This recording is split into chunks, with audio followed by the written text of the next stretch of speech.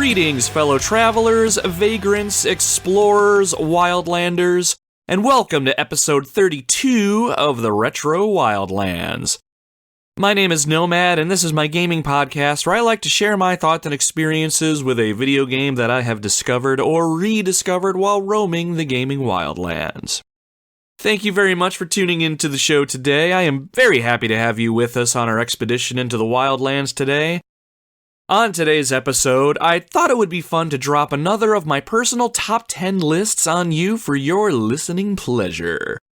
My top 10 lists are generally shorter, more focused episodes, so be sure to grab your seats around the campfire quickly. We're going to be jumping right in pretty quick.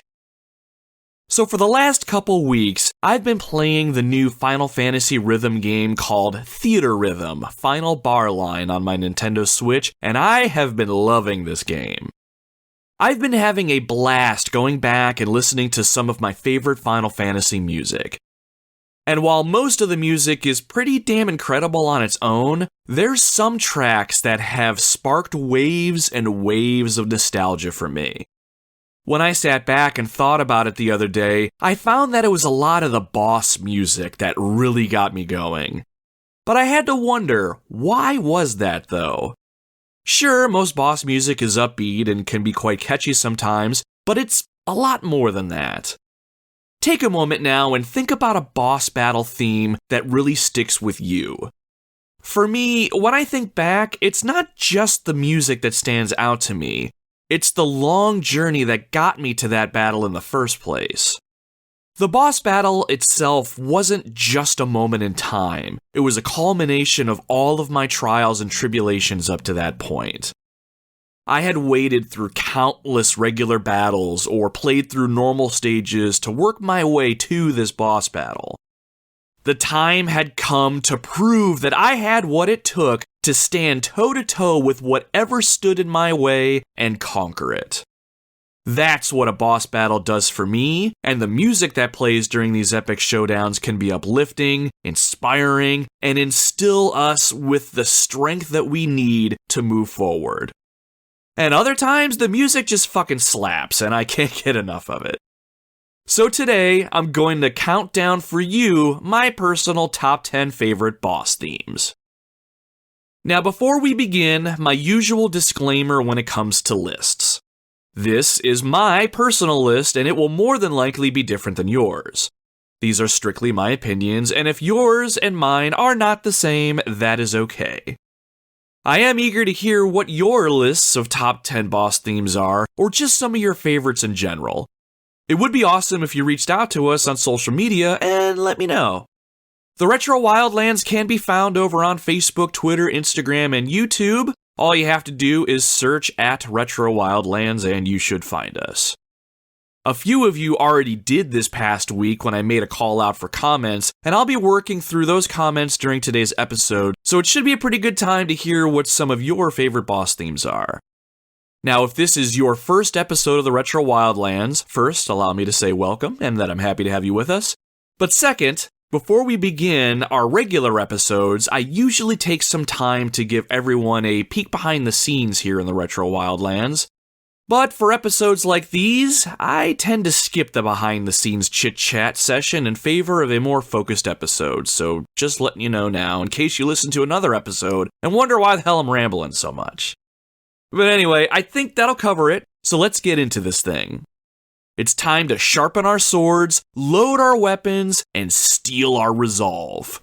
Let's count down my top 10 favorite boss themes.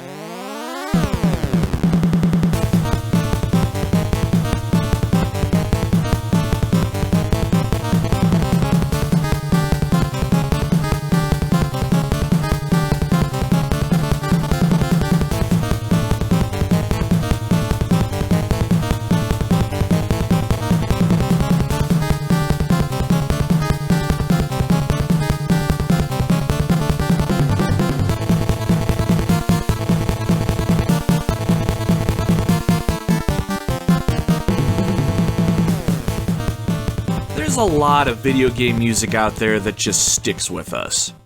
The main theme from The Legend of Zelda, Inside the Castle in Super Mario 64, the Emerald Hill Zone in Sonic the Hedgehog 2.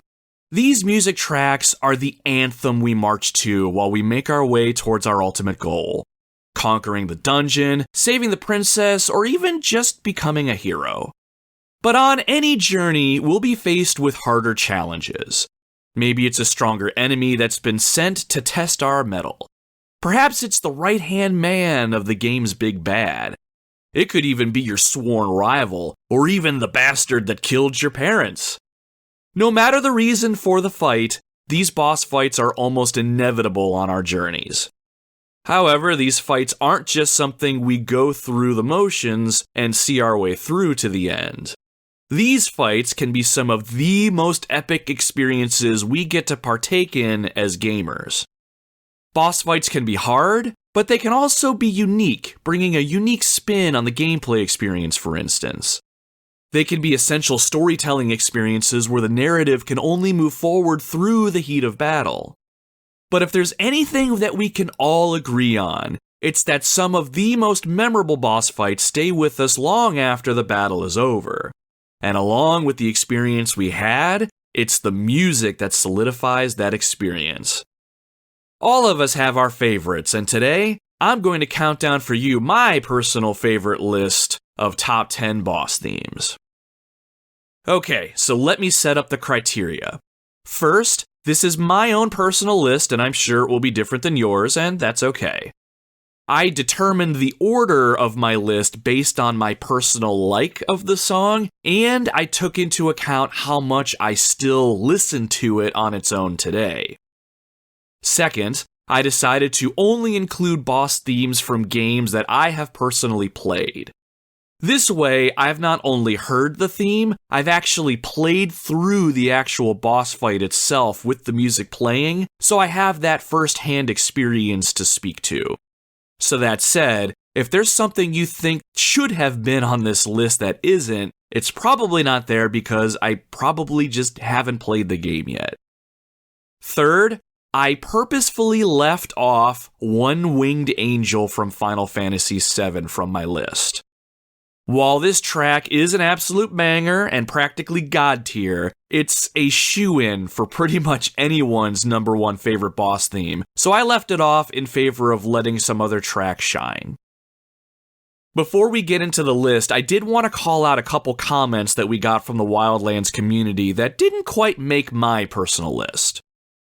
Jay from the Waffling Tailors podcast reached out on our Twitter and said, "Setting aside the easy answer of One-Winged Angel, choosing it is kind of cheating because of how good it is, Open Your Heart from Sonic Adventure and Live and Learn from Sonic Adventure 2 are pretty baller. But the boss music from the TNMT NES game holds a special place for me." I absolutely agree with the thoughts behind One Wing Angel, like I said, and I do have an appreciation for both of the Sonic Adventure tunes. While I've not played either Sonic Adventure game yet, I have heard both of these tracks, and they are great tunes in their own right. But the boss theme that plays in Teenage Mutant Ninja Turtles on the original Nintendo was, honest to God, my number 11 on my personal list. I used to play this game a ton when I used to live with my grandmother when I was a kid, and the boss music in that game was just something special. To me, it's not a standout musical number, and it doesn't really stand too far above other tracks in that regard, but it was the perfect addition when facing off against enemies like Bebop and Rocksteady. Anytime I hear it, I think of my ninja adventures, and I also think of my grandmother's amazing cooking and her wonderful warmth. So yeah, I feel you on that one, Jay. Thanks for commenting this week, my friend. It's always great to hear from you. Squidge from the Waffling Tailors podcast also chimed in on our Twitter and said, "I would have to say the boss theme in Michael Jackson's Moonwalker for the Genesis. I hated it in the boss stages. It did its purpose, I suppose. I had it as my alarm on my phone for years, woke up freaked out every morning." So I've never had the pleasure of playing this game yet, so I took to the interwebs to listen to this track and, well, I have to agree. I think it makes an excellent alarm tone. If you're looking to get out of bed with the minimal amount of sleep still lingering in your head, the boss theme for Michael Jackson's Moonwalker is just perfect for anyone. While I do like some of the tracks in this game, this boss theme, unfortunately, is not quite making my list today. Thanks for chiming in this week, Squidge. I could always count on you for a good chuckle, and I appreciate that about you. We had a couple more comments, but those were comments about a boss theme that actually made my top 10. Where did they land? Well, we're just gonna have to get into it and find out. Let's get this show on the road, my friends. Here is my definitive list, which can change without notice, of my top 10 favorite video game boss themes. Number 10.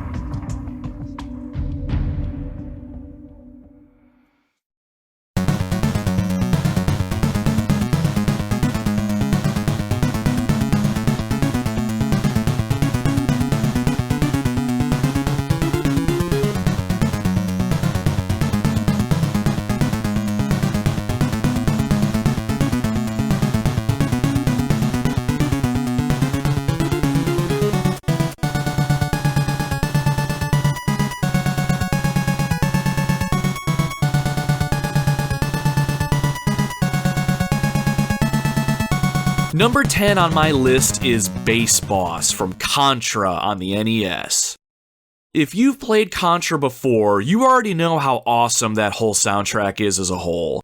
But the boss music in this game is special to me because, at least when I was younger, I rarely got to hear it. Contra is not an easy game and requires an incredible amount of focus. As you make your way through the first couple stages, you're slowly learning enemy patterns and getting a feel for the snare drum tight controls. With any luck, you've picked up a spread gun and you're holding onto it with all you have. While the music in the regular stages does a fantastic job of pushing you forward, the boss music changes up the tone quickly. You cannot afford any dumb mistakes leading up to this moment before, and you certainly can't now. The Bass Boss track starts off with a lower, more serious tone. It makes you understand the gravity of the situation that you're in. You have to focus and fight your hardest to see yourself the victor. I always found myself leaning a little bit more forward in my seat when the battle starts, just to get settled in. When the music reaches its crescendo, you can't help but feel even more empowered. It's a fantastic track that makes you feel determined, gives you a sense of hope, but never lets you lower your guard. You're an elite commando, and anything less than 100% effort is a surefire way to taste defeat. And when you do end up winning the fight, you know damn well that you earned that victory. Contra's amazing soundtrack will always be one of my absolute favorites overall, and the Bass Boss theme is one that I'll never tire of hearing as I push forward on my quest to save the world. Number 9.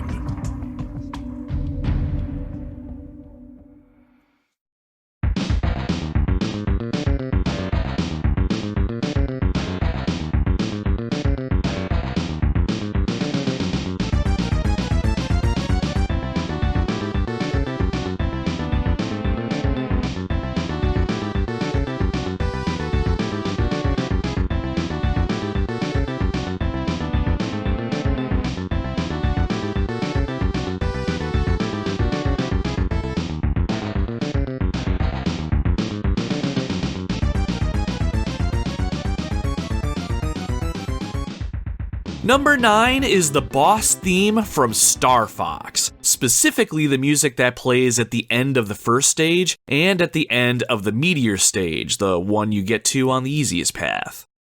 Star Fox on the Super Nintendo has a soundtrack that perfectly encapsulates the game experience the developers tried to make. Set primarily in space and on other planets, Star Fox sees us traveling through the galaxy on our way to planet Venom to confront the evil Andross and restore peace and prosperity to the Lylat system. This game is very much about the futuristic spaceships, space combat, and wondrous sights. The music's almost metallic tone really emphasizes all of this, but can also relay a sense of wonder as you explore new worlds and discover new things. Each stage has a new set of challenges with regard to enemies and obstacles, and the soundtrack on its own does a great job of setting the mood for each unique stage while driving the player forward. Sometimes they can be tense tracks, other times they can be even a little carefree. But when it comes time to face the boss at the end of the stage, the music really reminds you that the stakes are high and your enemy is playing for keeps. I really enjoy the way the music sounds, almost like an electric guitar in these moments. Star Fox is a game that I played a lot when I was younger because it was one of only a few Super Nintendo games I actually had for a while. I loved pretending it was me in the cockpit of the R-Wing, barrel rolling away from incoming fire and blasting the opposition out of the sky. My favorite boss to fight was the dancing Insector at the end of the meteor stage. This battle really wasn't all that hard, but I loved that it required me to be extra maneuverable when it came to dodging incoming attacks. I'm not really sure what it is, but I love evading incoming attacks at the last moment. This boss would throw molten lava balls at you and even throw itself at you, but a well-timed juke will keep you safe, and then you can come right back and immediately go on the offensive. All the while, the amazing boss music is pumping through your speakers, making you feel like a badass while you do it. Number 8.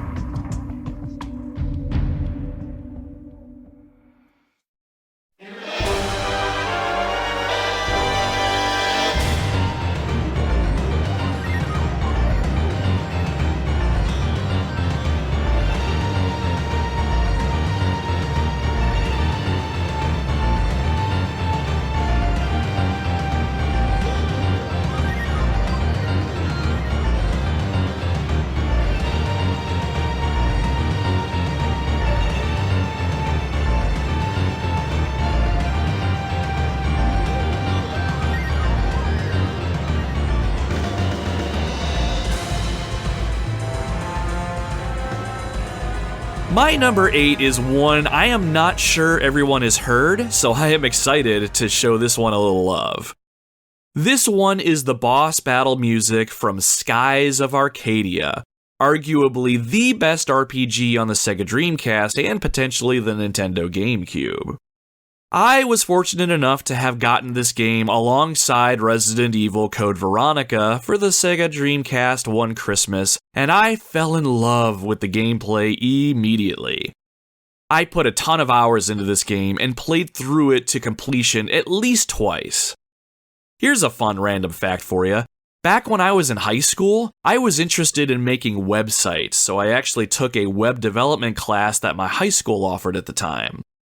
As I learned new HTML tags and new JavaScripts, I put my knowledge to work by creating my own Skies of Arcadia website.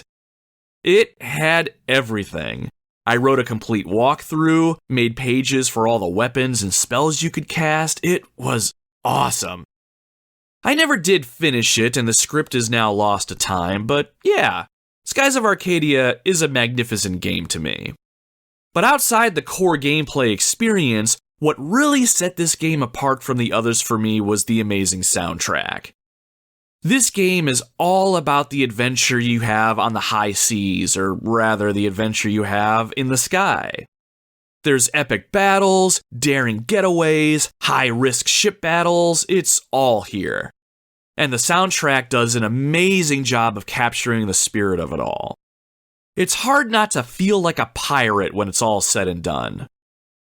Now, one thing that makes the soundtrack in Skies of Arcadia so unique to me is that a song playing has the potential to change depending on where you are or even how things change in battle. When you're in your ship and you're traveling the overworld, the music playing will change a little when you get close to a major city.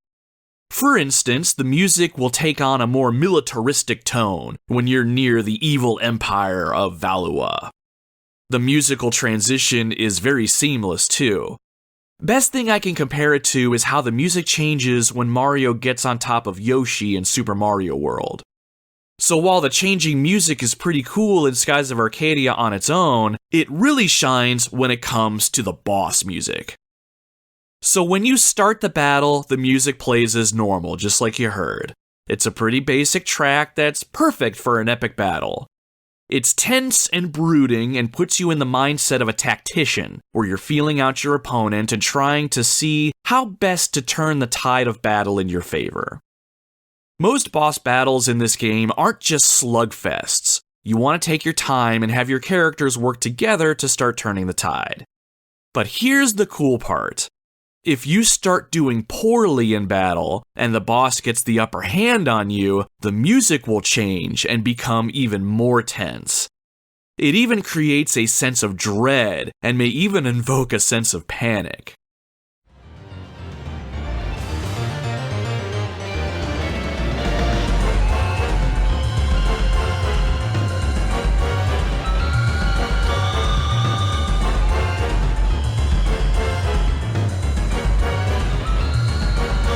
But any battle can be turned around, and if you can turn the tables and even start to get the boss on the ropes, the music then becomes triumphant, signaling that you're almost to victory.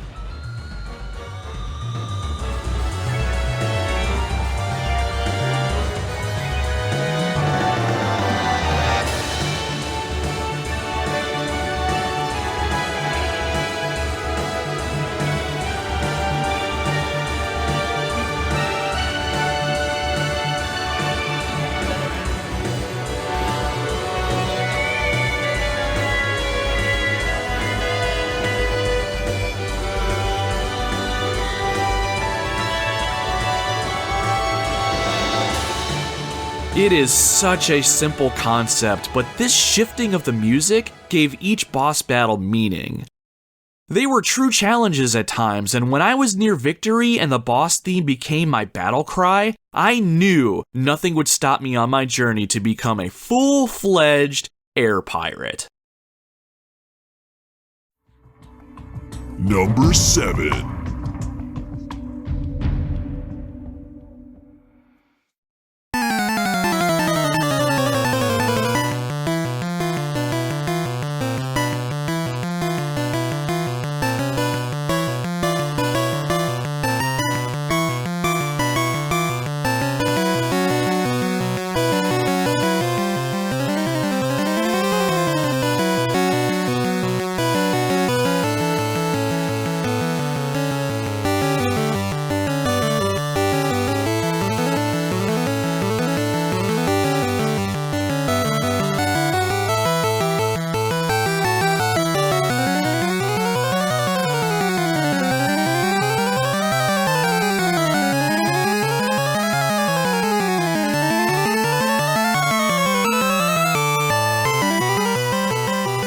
My number 7 favorite boss theme comes from Pokemon Red, Blue, Yellow, when you battle another Pokemon trainer.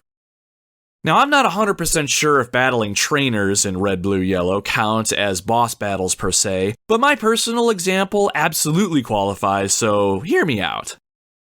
Pokemon Red holds a special place in my memories, but it might not be for the same reasons this game is special to some of you.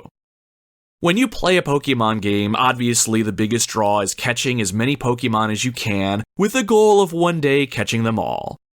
While I certainly found that to be as appealing as the next person, I had more fun leveling up my Pokemon and making them stronger by battling. I loved building up strong teams of Pokemon that complemented each other, and nothing made me happier than when I would just one-hit kill most everything I came across. But eventually a time would come when laying waste to wild Pokemon kinda got stagnant. When you have a team of max level Pokemon, you start to want a bigger challenge.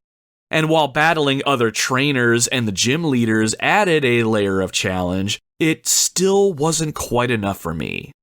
I needed to face another human being and test my best Pokemon team against them. I needed to know if I was the very best, like no one ever was. But the problem for me was, I'm an only child, so I don't have a sibling to battle against. And none of my friends back then had Pokemon for me to battle them either. Hope was waning, but little did I know my prayers would be answered one summer day at a local campground of all places. I remember one weekend my parents and I decided to go camping at a local campground. It was the kind where you could pitch a tent on a specified plot of land. I had to convince my mom to let me take my Game Boy and link cable. What if there's another kid I can play with? You never know. Eventually, my mom relented and let me take it with me. Lo and behold, there was a family that was setting up camp in the plot next to us, and their son had a Game Boy, and he had Pokemon. So after getting to know him a little bit, he agreed to do battle with me. So that evening, the two of us gathered in my tent with nothing but a small lamp to light our screens. We connected the link cable and initiated battle. I am 99% sure that this was the boss theme that played over our Game Boys while we fought. The moment was so tense for me, but at the same time, I could not be more excited. I was finally facing the ultimate challenge. Now, other than a max-level Charizard and a max-level Moltres, I don't remember what other Pokemon I had on my team, but all I know is the battle was fierce. Every time I would KO one of this kid's Pokemon, he would take out one of mine. In the end, it was my Moltres against his Zapdos. While my Moltres was at max level, his Zapdos packed a hell of a punch. I can't remember the specifics, but I think my Moltres was weak against electrical attacks because it was a flying type. Don't quote me, and don't come after me if I'm wrong. I know you Pokemon diehards out there are pretty intense about your games, so please cut me a little slack. But anyway, his Zapdos was pretty wounded by the time I had to call in my Moltres, so I thought I had victory sealed. But then, his Zapdos hit me with an attack so powerful, all I could do was watch my life bar slowly fall away. I was convinced that I was defeated, and I started to lower my Game Boy in shame. But the unthinkable happened. Moltres survived the attack with 1 hit point left. 1! I was able to attack Zapdos one more time, and it was enough to win the battle. I had done it. I had beat this random kid at Pokemon. And at the end of it all, both of us had a pretty good time playing together, and I ended up hanging out with him for most of the camping trip. But man, did I feel like $1,000,000 that whole weekend. And while I don't remember that kid's name, I hope he knows that I have nothing but respect for him. That moment was one of the purest gaming moments I have. And it was the last time I played Pokemon Red. At that point, I had surpassed every single challenge and done everything I've wanted to do with that game. So yeah, whenever I hear that boss theme, I remember the time I faced the ultimate challenge and came out a winner. Number 6.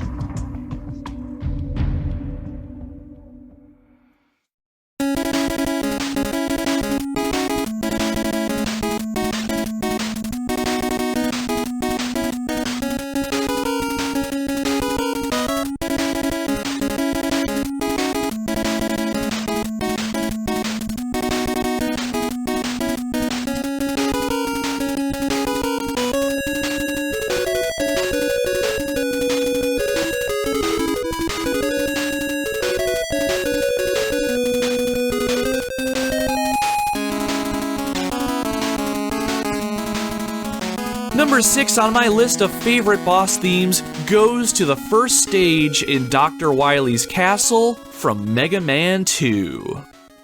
Now, this level isn't a boss battle per se, so technically it may not count, but this is the theme that everyone seems to bring up when thinking about Dr. Wily in this game, so I'm gonna go with it. Hell, it's my show, so it counts. Not only that, a couple of you felt the same way I did. On our Retro Wildlands Twitter page, the Game Junction sounded off with their favorite boss theme and called out, "Mega Man 2 all day, Dr. Wily." as well as Retro Goob. Retro Gub? I'm gonna go with Retro Gub. Sorry if I butchered your handle. But Retro said his favorite was Dr. Wily's Castle Mega Man 2. I was pretty impressed with Mega Man 2 when I finally got a chance to play it through late last year. Shameless plug, we covered Mega Man 2 on episode 17 of the podcast if you're interested in my thoughts at all. But anyway, other than the great gameplay experience, the soundtrack is practically a masterpiece on its own. Every single track in that game had such a unique feel to it and really had a way of propelling the player forward to the end of each stage. Since every stage had its own robot master to overcome and a unique gameplay experience leading up to it, you couldn't help but feel a sense of pride as you conquered each one of them and took their powers for your own. When the last robot master fell before you, you could finally make your way to Dr. Wily's castle. While the castle had multiple stages that needed to be conquered before you could face off with the Mad Doctor himself, it was the very first stage and this music that really got you pumped.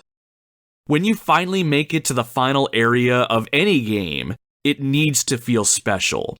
You've poured your blood, sweat, and tears into this game up to this point, and you fucking earned this moment. With all the Robot Master powers under your belt as well as a couple extras, it was time for you to take on Wily, and the theme that played during this stage was your battle cry. It instills with you determination and a resolve that few themes can.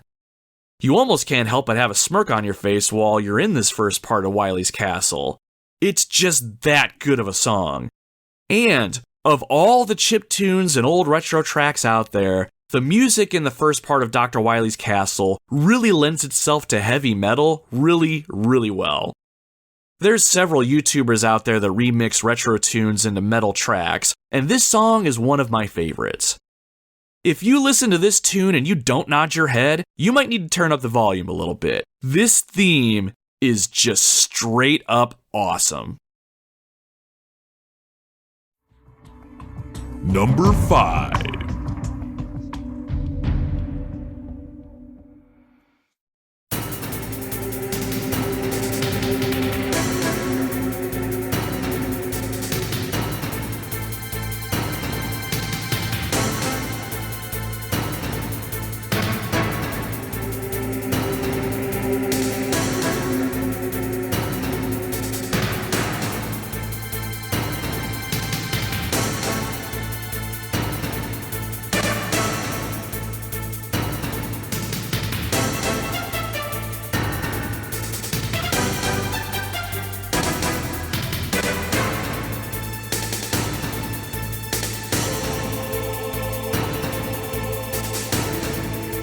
Number 5 on my list is the boss theme from Metal Gear Solid. This track is called Duel, and it more than lives up to its name. I'd like to think that most people have probably heard of Metal Gear Solid even if they haven't played it. It was a one-of-a-kind gaming experience on the original PlayStation and one of my favorite games of all time. While the game pretty much speaks for itself, I will never forget the very first time I played through this game. My stepdad and I played it together, and it was one of the few games that he got to use with our state-of-the-art Bose sound system. I love that we got to enjoy the story together, even if it was a little convoluted in some parts. But I'll never forget how he and I would try and work together anytime we faced any one of the game's many bosses. While there's plenty of reasons Metal Gear Solid stands apart from so many other games, I argue the boss battles are one of the best things about this entire experience. Every one of them was unique and required a specific strategy or tactic in order to become the victor. As you faced each member of the Foxhound unit, it really was like the name of the boss theme implied. It was a duel. It could be a duel of strength, a duel of agility, or even a duel of the mind. The music was tense but brought with it a tinge of determination as you sunk into the role of Solid Snake and tried to outwit and outgun your opponents. There was the boss fight against Revolver Ocelot while the Arms Tech president was strapped to a metal beam in the middle of the room, tied down with C4 tripwires. There was the M1 tank, where you had to toss grenades down the gunner's hatch to destroy it from within. And there was the hand-to-hand fist fight against the cyborg ninja. Oh, and who can forget that fight against Psycho Mantis, the member of Foxhound that could read your mind and predict your every move. I love figuring out how to best battle all of these bosses, and I will never forget that feeling that I got when we figured out the strategy we needed to see ourselves to victory. While I'll never have that feeling again now that I know how to fight all these enemies, I'll still cherish those initial fights. Each one was a true challenge, and while we were playing as Solid Snake, the most formidable soldier on the battlefield, I couldn't help but feel a little intimidated by everyone who wanted me dead. But one by one, each of my foes fell, and I moved closer to my objective: Metal Gear. Number 4.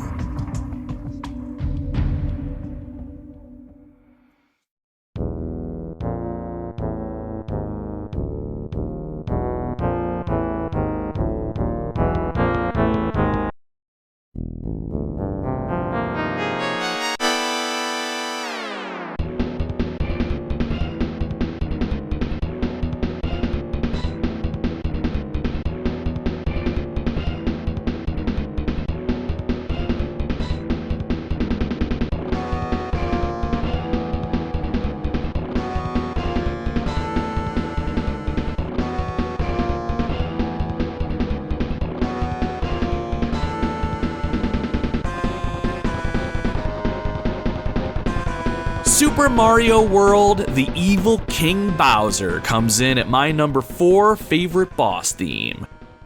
I have to imagine if you grew up in the 80s or 90s and you played video games in any capacity, you've played Super Mario World, right? That game did such a wonderful job of making each world feel so unique and so special.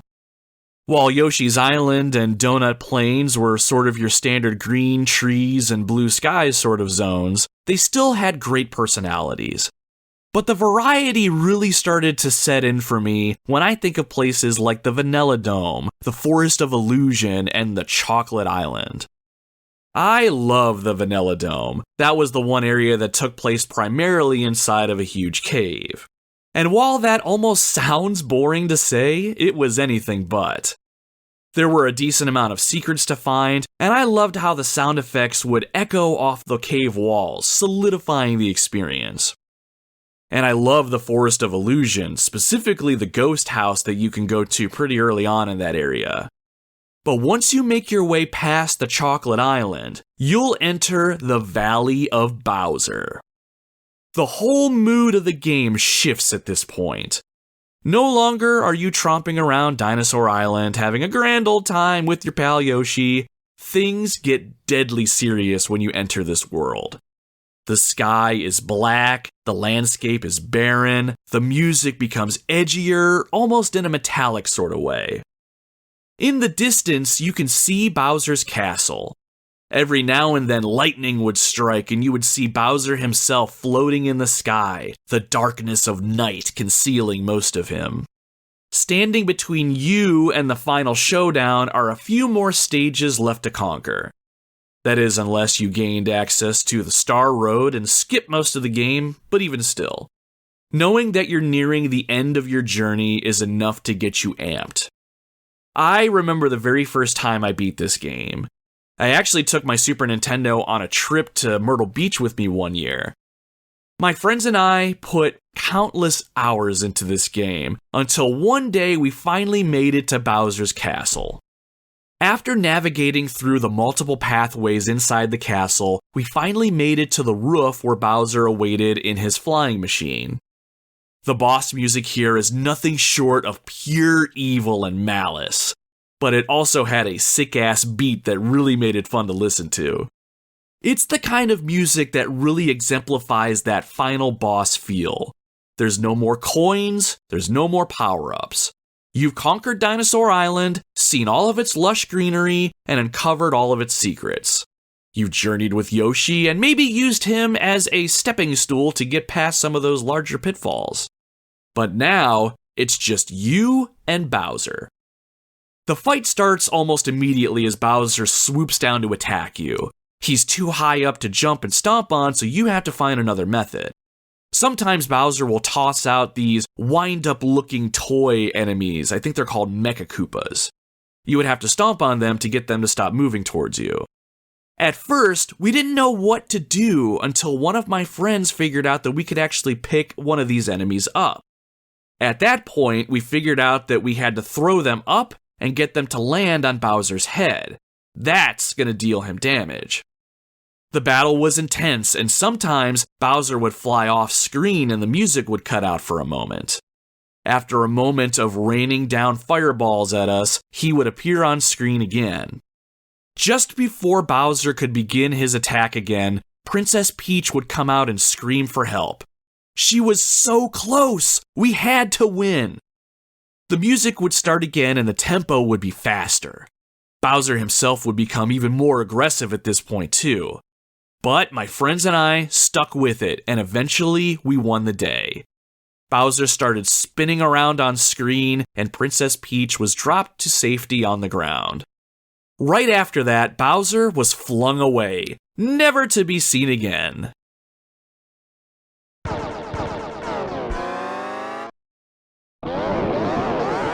At least not until the next Mario game. The boss theme here is a perfect example of a track that just emanates that final battle feel. My friends and I had spent so much time trying to uncover all the secrets in Super Mario World when we were on that vacation.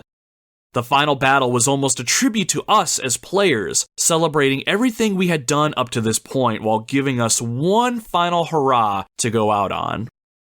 I'll never forget how enamored we were with a Super Nintendo game when systems like the PlayStation 2 and Xbox were the thing at the time. And while the music itself is pretty badass on its own, the reason I hold this track so high up is that it reminds me of a time I got to play through a game with some of my closest friends, and the memories it created for me are ones that I still cherish today. Anytime I send Bowser flying into the night sky, I will always remember the time my friends and I banded together to save Princess Peach. Number 3.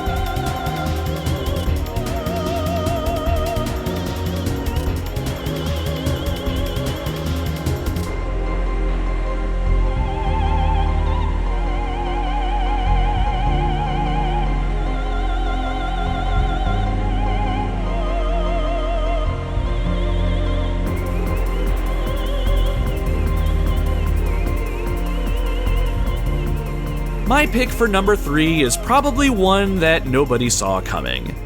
This is the boss theme from Parasite Eve called Influence of Deep, and it would play anytime you would face off with the game's main antagonist, Eve. Parasite Eve was a game that I played a ton of when I was a kid, and it remains a special game to me even today. The soundtrack as a whole was always something special. Composed by Yoko Shimomura, who has video game soundtracks under her belt like the Kingdom Hearts franchise, Final Fantasy XV, Super Mario RPG, and even Front Mission, the soundtrack in this game continues to be one of the most memorable and unique for me. In Parasite Eve, you play as Aya Brea, a member of the NYPD who finds herself going toe-to-toe with the game's main antagonist, Eve.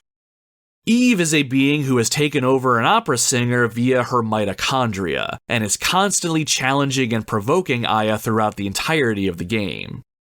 Aya's own mitochondria have awoken, and she finds herself gifted with some incredible powers as well.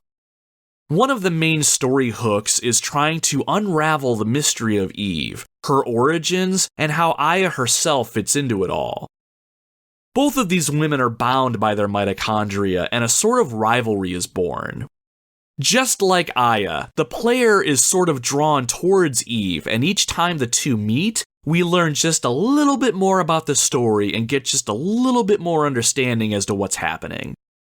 But oftentimes when we find Eve, we end up doing battle with her, and the boss theme that plays here is one of the most unique, most memorable tracks for me as a gamer. The music itself is very organic sounding, and it's almost sinister. But what makes it so good is the inclusion of the opera vocalizations. The music sort of tugs and pulls you in a couple different directions as you go. You get a sense of determination and that forward drive, but the opera singing starts and it's almost like Eve herself is pushing back on the player, reminding you that her presence and power are real. And if we're looking at it as purely a music track, it just sounds cool as hell. When I play Parasite Eve, I most look forward to the boss battles because I love these epic clashes of inner strength and will. Throughout the story, Aya tries so hard to stay true to herself and muster the inner strength needed to defeat her rival. But Eve is always goading Aya, trying to convince her that she's so much more than just a mere human, and tries to turn Aya to her cause. These boss battles may be a physical challenge to the player, but they're more a mental challenge for Aya herself. There aren't too many hero-villain combinations in gaming that have this sort of dynamic, but that's why this boss theme is so high on my personal list. And goddamn, I'm not an opera fan personally, but you cannot deny how badass this track gets the moment that opera singing starts. I think Parasite Eve is one of Yoko Shimomura's best works, and if you've never played this game before, what the hell are you waiting for? Number 2.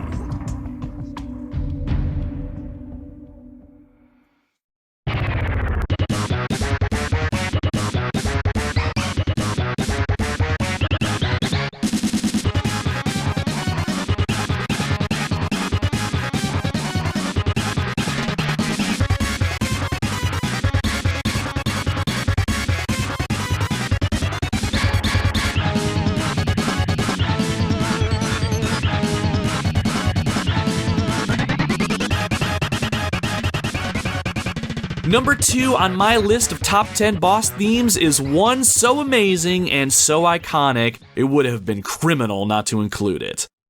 This is the boss theme from Teenage Mutant Ninja Turtles 4, Turtles in Time for the Super Nintendo. I think by default Turtles in Time is pretty high up on any retro gamer's list of favorite games, and most likely the reason for that is the amazing soundtrack. Every single one of the music tracks in this game is fantastic and will quickly get you nodding your head as you lay waste to the waves and waves of foot soldiers, rock soldiers, mousers, and pizza monsters. But the boss theme in this game is really something special, more so than just being an amazing track to listen to. On the surface, it's a great tune. A lot of the music in Turtles in Time is fairly carefree and upbeat most of the time. They're tailored to each level in such a way that makes them memorable and unique. You're nodding your head, maybe even tapping your foot, and if you're anything like me, you're using the stage music as a weapon all its own to keep you focused and engaged in the fight. But when it comes time to face the boss at the end of each stage, that dynamic changes. At the very beginning of the level, you're given a blackened out silhouette of who or what the final boss of that stage is going to be. When I was a kid, the biggest driver for me was trying to figure out who each boss was before I got to them. Turtles in Time had characters based off the 1980s cartoon, so when I saw the outline of Baxter Stockman or even Leatherhead and knew who they were, I was instantly excited to face them in battle. There were others that I couldn't quite make out, and the mystery drove me. When it was time to face them and the climactic battle theme played, the carefree, upbeat music of the stage would fade away, and as soon as the boss music started, you knew it was time for business. The boss theme in this game is the epitome of turning your baseball hat around and sitting a little bit more forward in your chair. No more fucking around. It was time to dial it in and get focused. Each boss in this game had their own movement and attack patterns, and it was up to you to try and figure them out as quickly as you could so you could take them out. While this boss theme plays over all the boss battles in the game, except for the last one, I always felt this tune was most appropriate when fighting Shredder in the Technodrome, and he was in that big machine of his.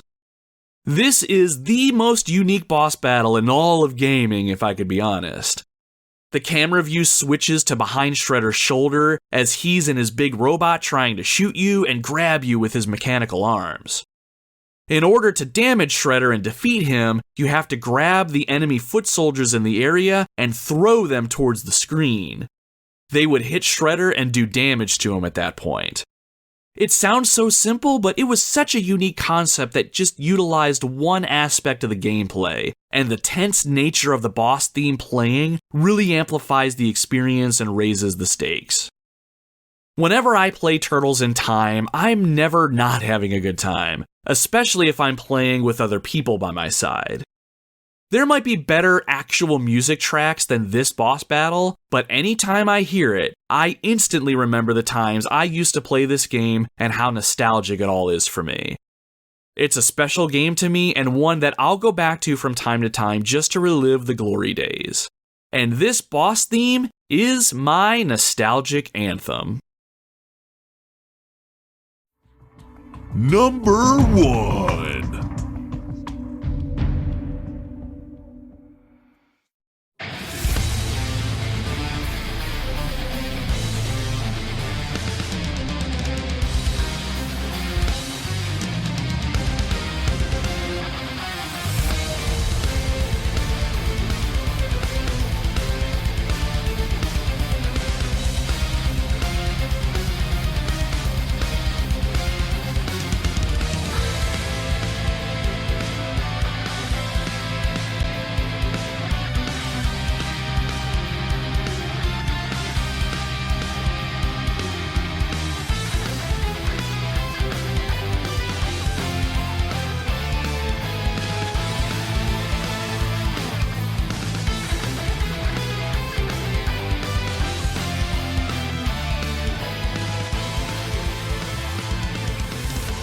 My number one favorite boss theme is, admittedly, not from a retro game, although it originated from one. This is the boss theme when you fight the Airbuster in the Final Fantasy VII Remake. For anyone new to the show, or in case you haven't heard me say it, Final Fantasy VII is my favorite game of all time.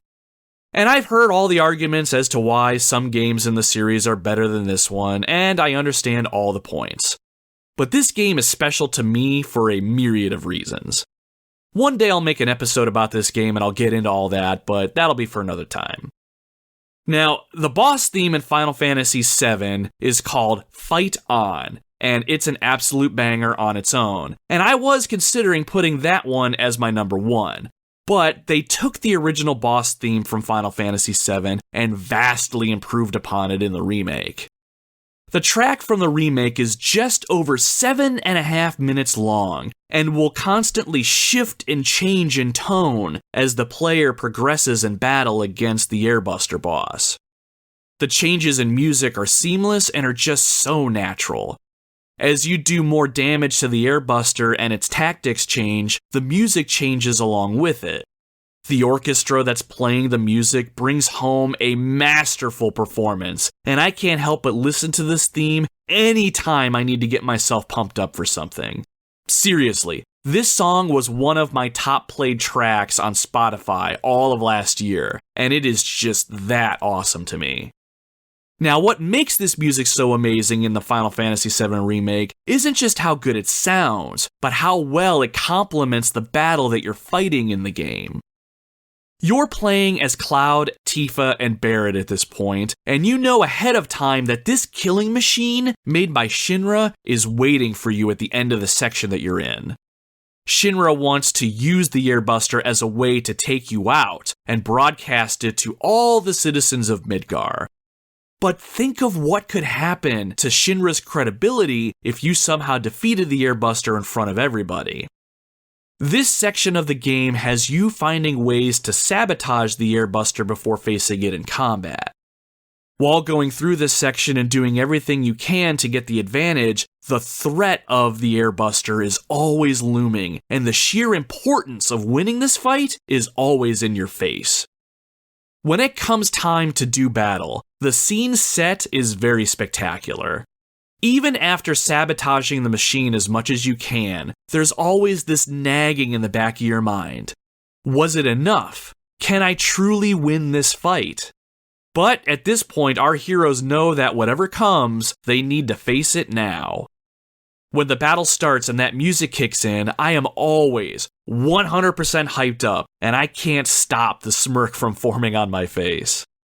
When you're fighting the airbuster, you have to keep the pressure up and use each member of your party to their fullest potential. You need to constantly be aware of what is happening, watch out for the airbuster's visual attack cues, and make sure you're ready to react at a moment's notice. The fight itself rarely lets up, and it is a constant go, go, go. As the music changes and the airbuster changes its tactics, you have to adapt as well. The boss theme here always felt like it was fighting alongside me, pushing me on, encouraging me. But the absolute best part of this entire music track is more than halfway through when you start to get the airbuster on the ropes. You know you haven't quite won the battle yet, but you can sense the turning of the tide. You can almost start to see the finish line.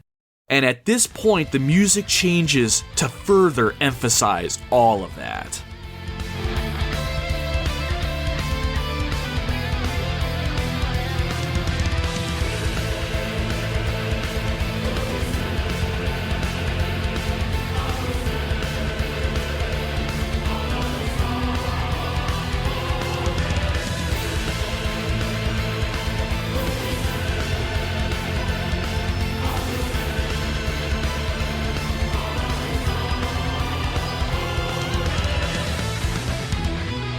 This part right here always gives me goosebumps, and I mean that. It's just an epic piece of music and further pulls you into the battle like no other boss theme can. You're fighting with all of your might with your allies by your side, and there is nothing else that matters in this moment.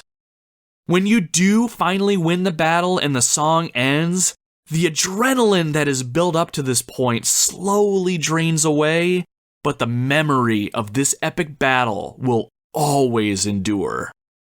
Good video games do a great job of immersing the player in the game world and help make you feel like the character you play as.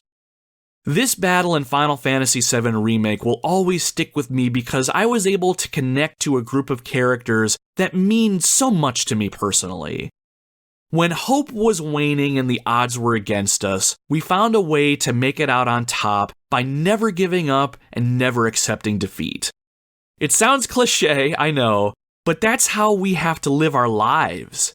No battle is unwinnable as long as we stay true to ourselves and trust that we can make it through, because every epic battle can be won.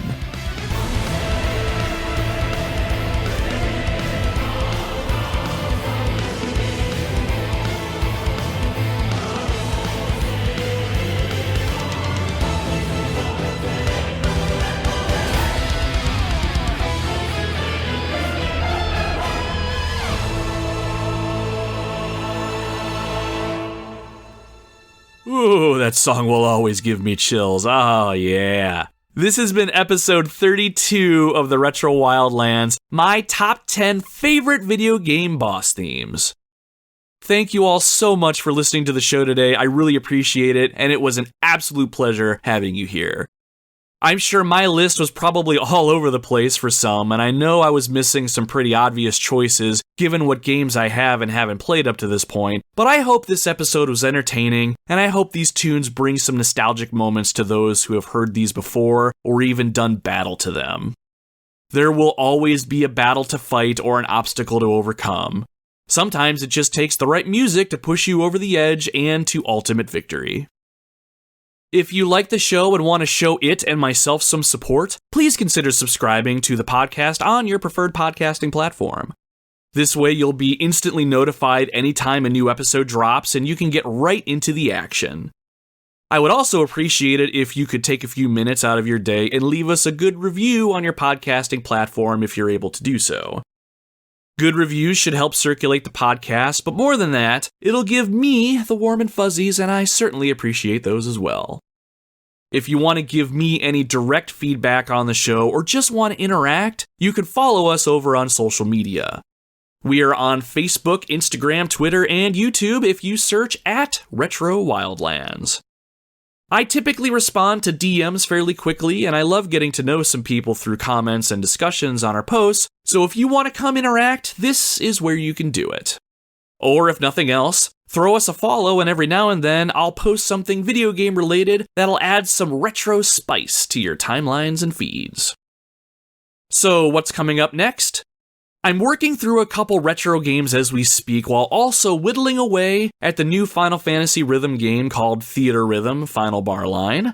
I think I'd like to review that game on the show at some point, and I also want to talk about the new Crisis Core Final Fantasy VII Reunion, but I'll be honest with you all. Things are getting a little crazy around here for me lately. Things at my adult job are starting to get pretty intense from a workload standpoint, my weekends are starting to get booked, and there's a ton of things I need to do in various other aspects of my personal life. I'm not entirely sure what game I'll be covering next, so I'm not going to guess. You'll just have to wait and see. Best thing to do, actually, is follow us on social media if you want to get the inside scoop. As soon as I pull the trigger and commit to the next episode, I tend to reveal that game on the weekend sometimes so you can get a leg up on what's coming. Or if you have a game in mind that you think I should check out, let me know over on social media as well. A few games that I have covered so far up to this point on the show have been recommendations from the community, so if it's a game that I have a way to play and I can make a compelling enough episode out of it, I will absolutely consider it. Either way, I am looking forward to seeing you again next time we take our expedition into the gaming wildlands. You'll always have a place with us, so don't be a stranger. Until then, my friends, my name is Nomad, and you can find me roaming the retro wildlands.